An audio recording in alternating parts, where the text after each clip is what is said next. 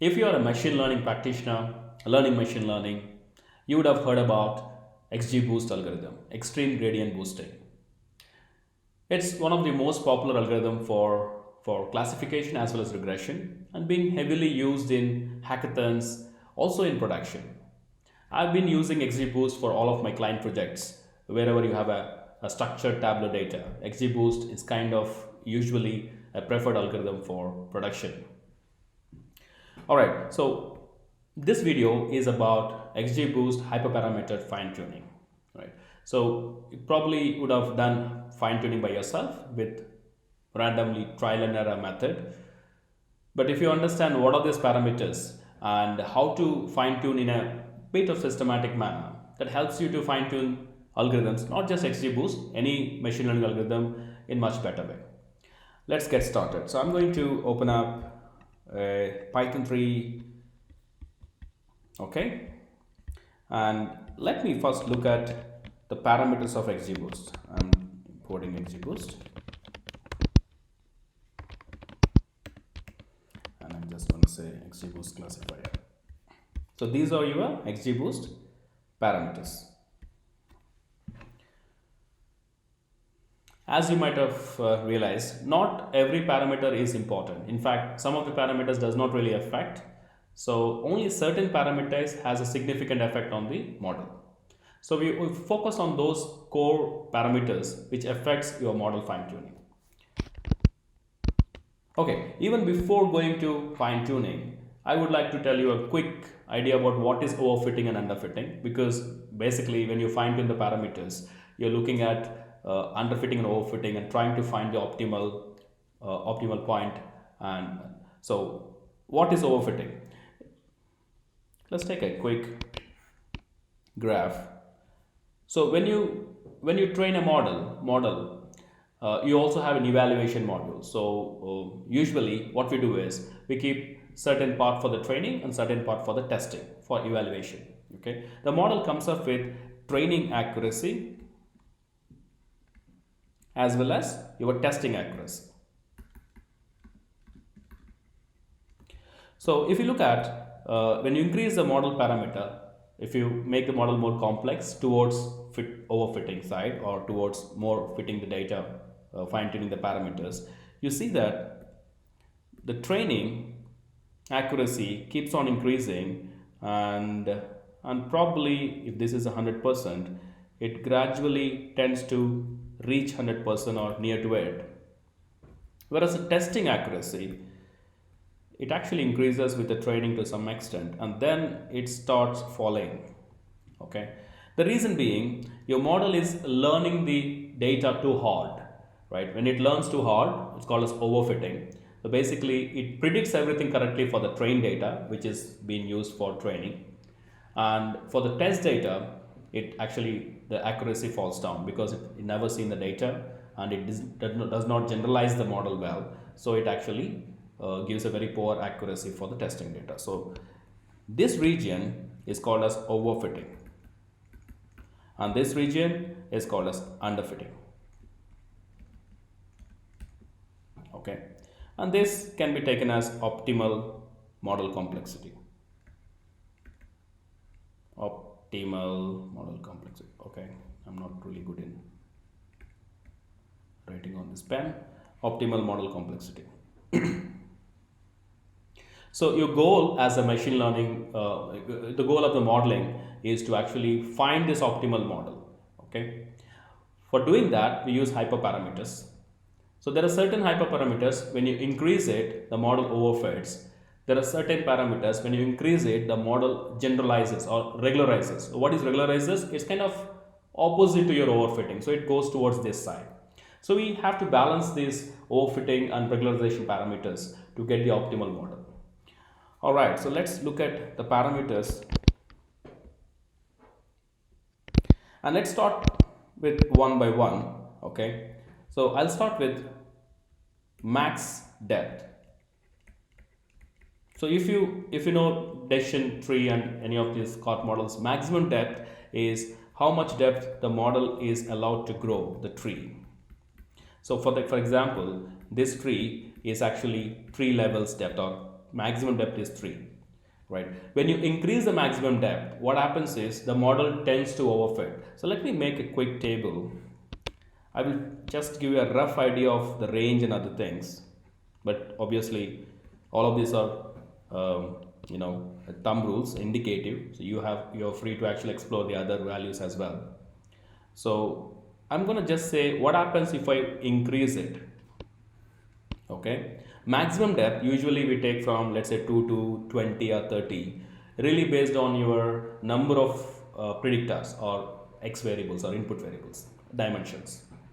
So if you have lot of columns or input variables, the maximum depth also can be little higher, because it can actually grow, and a little bit more growth is actually good. If you increase the maximum depth, then it overfits the model. Okay, so increasing the maximum depth overfits the model. In a similar manner, you have subsample. That's another one. Is how much percentage of the hyperparameter, how much percentage of the data you are taking for each of your tree building or estimated building. For example, subsample is usually the range is between, of course, you can take some 0.1 to 1. Subsample is default value is 1, which means you are taking 100% data for your model building. If you put 0.5 here, then it basically reduces the number of data being taken for your model building. So this gives you more regularization effect. So as we increase the subsample, it overfits. But default value is 1. If you want to actually, subsample is usually used to as a regularization parameter. If you decrease the subsample, it essentially is taking a part of your data for model building, so which gives you a regularization effect, and it generalizes better. All right. So another variable which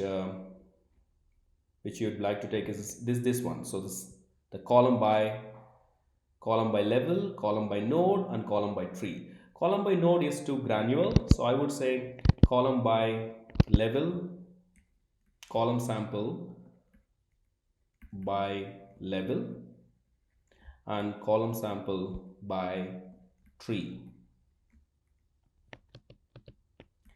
Pardon my writing.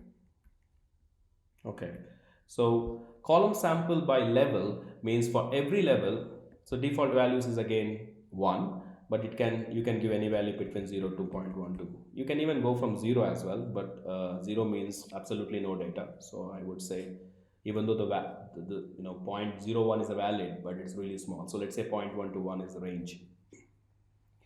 So if I say 0.5 column sample by level, it means for every level, it only considers 50% of the data. So not the data, my apologies, columns. Columns are nothing but features. So let's say your model has 20 features.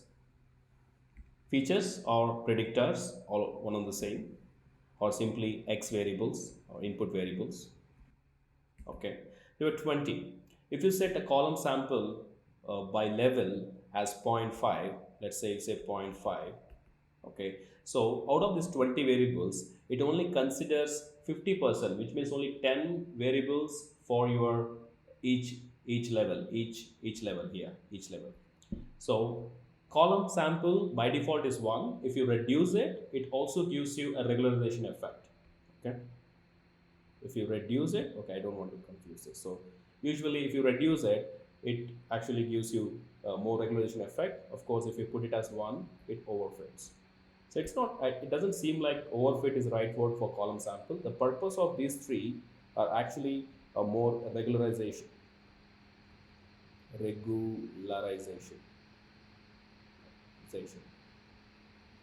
So these three, if you reduce it, then it actually gives you more regularization effect. And apart from that, we have two more parameters: minimum child weight. Okay, this value can be 1, 500. You can actually fine tune and see. And this is one of the parameters which I personally observed that it actually changes the accuracy wide range. So it's one of the important hyperparameters. And if you increase it, it actually regularizes. Okay. And we also have lambda and alpha. All of these three are regularization parameters. So when you increase them, it actually regularizes the model. When you say regularize the model, it basically generalizes the model. Okay, and we do have two more important parameters, which are basically n estimators. N estimators.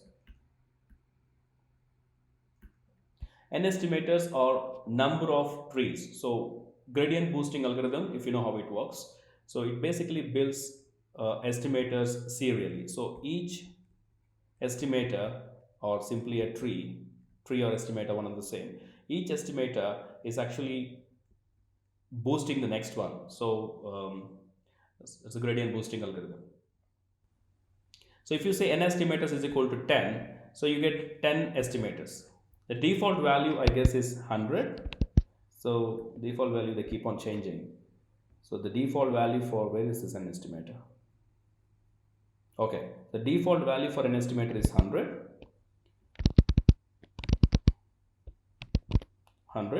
So you can have an estimators, let's say from 10 to 1000 if you want. So as we increase the estimators, the speed actually comes down, because it has to really build so many estimators. So number of estimators increasing will affect your training speed or modeling speed. Okay, so it's better to keep it as minimum as possible, given that some, after a certain point, increasing the estimators does not really help your model fitting. So of course, if you increase the estimators, your model fits better. I would say better than overfitting, because after a certain level, it doesn't really increase your model accuracy. And the last one is your learning rate. This is the one which you're taking in your XGBoost. So you take a percentage, the percentage of your residual, and add it back to the previous boosting tree. So learning rate, if you increase it, then your algorithm learns faster. But again, if you increase the learning rate, sometimes it does not converge, means that you will end up getting poor accuracy. So increasing the learning rate will make your algorithm faster, but it does not give you a proper results. So keeping the learning rate small is actually good, but if it is too small, then it takes ages. I mean, it takes a lot of time to actually fit, and sometimes it's not optimal as well. So finding a right learning rate is important. So learning rate can be anywhere between 0.01 to, you can go up to, let's say, zero point 0.5 or zero point 0.8 sometimes. That's the range. You can even go below 0.01. For certain data it might work, but generally 0.01 is a good one.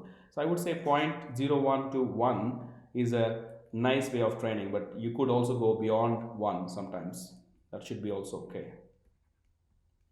All right, so as you increase the learning rate, then it actually um, uh, basically it is faster, but you decrease the learning rate, it generalizes better. So it actually finds the right domain. So if you increase the learning rate, so basically learning rate, you cannot really say it overfits, but yes, if you increase the learning rate, it doesn't overfit, basically converges faster.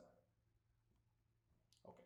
Not every parameter we can simply say overfit. Certain parameters, uh, it's there for actually regularization, and you cannot really say overfit. But of course, if you want to put it in a simple tabular form, then I have to say that. Okay, these are the important parameters: maximum depth, subsample, column sample by level, column sample by tree, minimum child weight, lambda alpha. So these three are again regularization parameters, and n estimators and learning rate.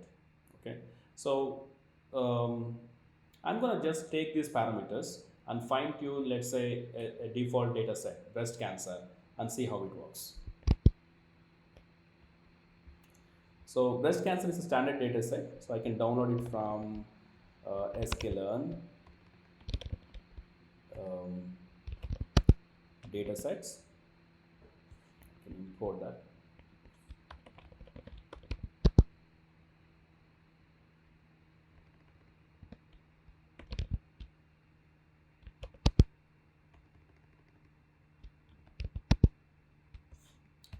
Load breast cancer. I can say data is equal to load breast cancer. Let me look at.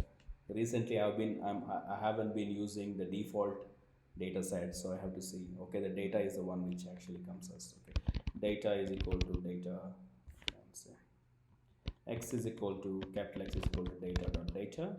Does it come correct? Okay, yeah, it looks okay. And my y is equal to, I want to make it a little more nicer, so let me say where are the features.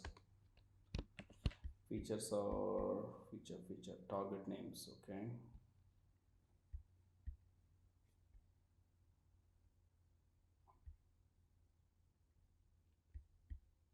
okay, I think feature names.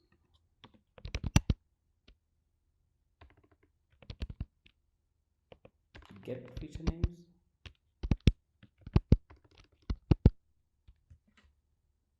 Get keys.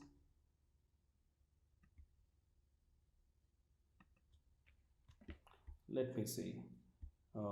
Target names, description. Okay, and feature names. We do have that, but somehow it's not coming up when I press the tab. So to make it more nicer, so I'm going to convert this into a data frame. Let me import pandas. So I'm more comfortable with data frames than arrays. So I'm going to just convert this into a data frame, and I'll put the column names as well as data dot features. So let me see if that gives me a nice, yeah, so this looks nice. All right, these are all x. We have 30 variables, 30 x variables, sorry, shape. So 30 variables and 569 records, and then my y is your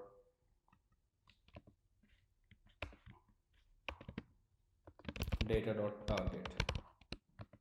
Okay, that's good.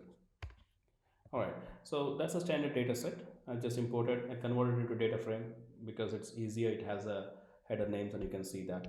Okay, so I'm going to fit XGBoost and see how, sorry, I'm just creating a new. Okay, so I have already imported XGBoost, so I don't have to import it again. So I'm going to straight away go ahead and split this data set into training and testing first. So I'll say model selection, import train test split, and xtrain, xtest, ytrain, ytest is equal to, I can use cross validator, so I'll keep it simple so that you can see the effect, how it works. I'm going to say x and y, and then I'll put a random state is equal to 0, and test size, because it's a small data set, I would like to take 20% as a test size. That's pretty good. Okay, and then I'm going to fit the model. So model dot fit is x train, y train. The fitting is done. Okay, I did not define the model. I'll define the model. Model is equal to XGBoost classifier, and right now I'm not putting any hyperparameters. I'm just gonna first of all fit and see how it looks, and then we will go into the hyperparameter training. So I'm going to predict my y and say model dot predict, and then pass on x test, and then I'm going to import. I'm not doing in a really structured way, it can be done better, just doing in a rough manner.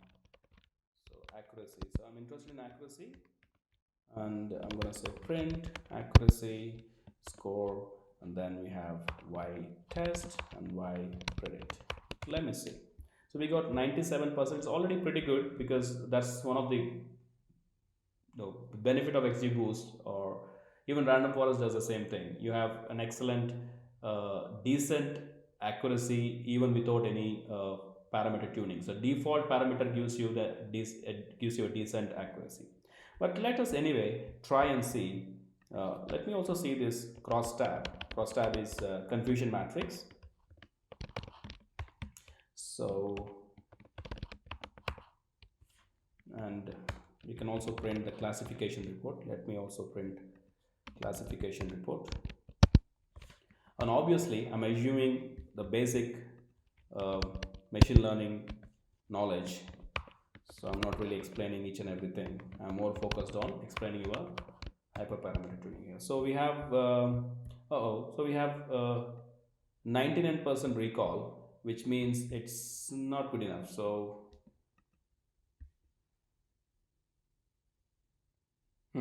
so basically, what I can say is 0 is non-cancer, 1 is cancer.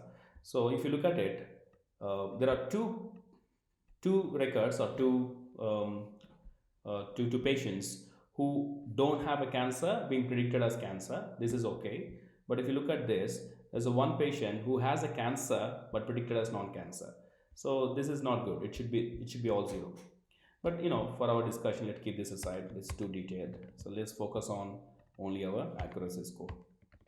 Okay, so 97.3 is our accuracy score. Now I'm going to just copy paste the same thing, and this time I'm going to start fine tuning things. So let me just go back to my, okay, where am I? Okay, here. So maximum depth, as I said, let me also print the training accuracy, so you get an idea about both training and testing accuracy. Train and oh, I did not predict for the training data, so which I'll do it. 1 second. So I'll go back here. I'll say y train predict, just finding a different variable name, predict x train. So now I have both. I given both the training data as well as testing data to my model and predicting it. So now let me print down both the things. It will be nice if I put a small saying it is a train accuracy, and this is your test accuracy.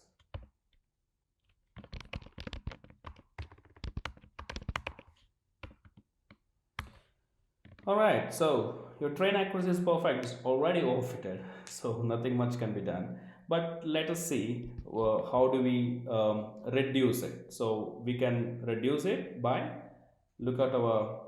So if you want to reduce, to go towards regularization, increasing maximum depth overfits, so decreasing it actually comes down. So let me first directly put maximum depth is equal to, let's say, 2. So I'll start with that.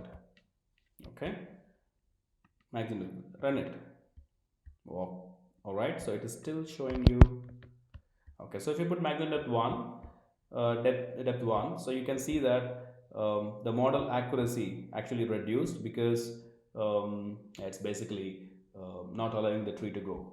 But to my knowledge, maximum depth 2 or 1 is not really affecting. Yeah, if you reduce it a bit, you can see that the testing accuracy went up. If you put 3, yeah, training accuracy still is 1, but testing accuracy, you can see that when I decrease it, the model is more generalizing, thereby your accuracy is increasing a bit. Okay, so that explains your maximum depth. Subsample, so I should be cautious because it's a really small data set, 600, even less than 600, 567 records, of which I have taken only 70% or maybe 80% for the training. Really small record. I cannot show all the hyperparameter phenomena in this, but I will try my best to explain. The default is 1. So if you put 0.5, you see that the model is coming out of your overfitting. So basically means if you increase a subset to 1, it overfits. If you keep on decreasing it, it actually reduces your model accuracy, both training and sometimes it helps testing because it learns better. So in this case, see, both are actually reducing. So I'll leave it to 1. So I'm not going to disturb that. All right. So you can also play with column sample by level, column sample by tree. Both has a very similar effect as your subsample. So I'm not going to touch that. So let me look at this n estimators. That's very interesting because that's one of the very important parameter. So n estimators, if I put 2, obviously I have only 2 trees. You expect a reduction of both training and testing. So you see the training accuracy is reduced, testing accuracy is also reduced. So both of your accuracy is reduced. So we are more like in an underfitting region now. If you put one estimator, it's crazy because it's only one tree. There is no concept of gradient boosting at all applying over here. Doesn't make much difference. You put 10 now, you see that they are increasing. But let me put 100. So 100, you see that training accuracy is 100%, and the testing accuracy is coming about 98.24 percentage. So that's your n estimators. Learning rate. Again, learning rate, if you put 0.001, 0.01, so it's very small steps it is taking. Sometimes it's not very efficient. 0.1, actually the default is 0.1 for XGBoost, so it is giving you what it is actually giving you. There's a small trick you can do. If you reduce the learning rates, it's like this. First you find the minimum learning rate which has a good accuracy. If you want to increase the accuracy a little bit, you can perform this trick. So the trick is pretty straightforward. Okay, I don't have much space here. Okay, so learning rate, let's say you decrease the learning rate by alpha. So decrease the learning rate by alpha or any number, and you can increase the number of estimators by alpha. Then you see a slight improvement in accuracy. I don't know if it will reflect in this data set. Let me give a try. What I'm going to say is you decrease your learning rate by 50%. So this actually by 2 I have done, and I'll increase my number of estimator by 2 as well. So it's actually didn't have any effect, does it?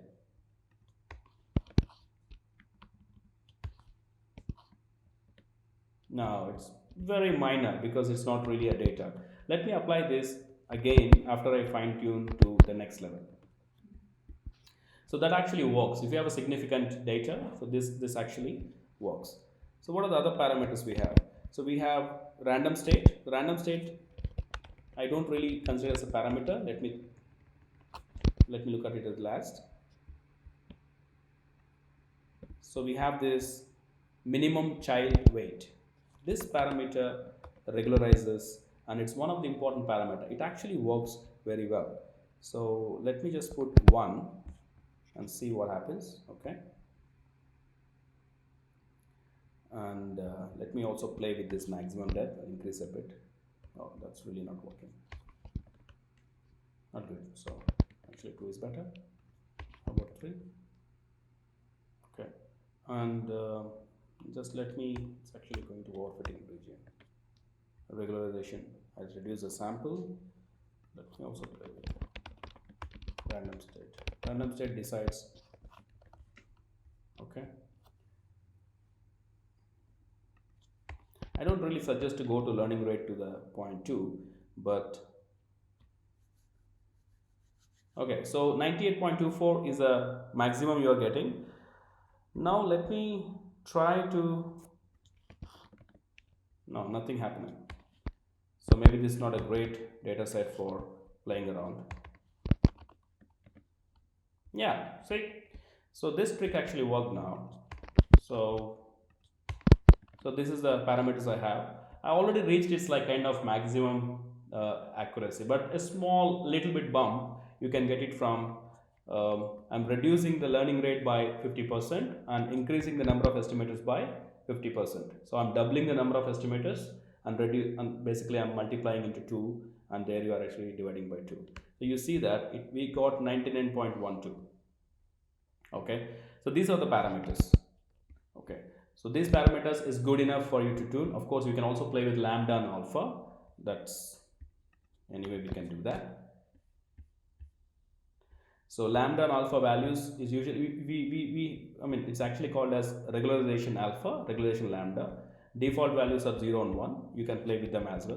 But right now my algorithm already reached its maximum level it can be possible. So I'm just gonna put it, but I'm not gonna play with that.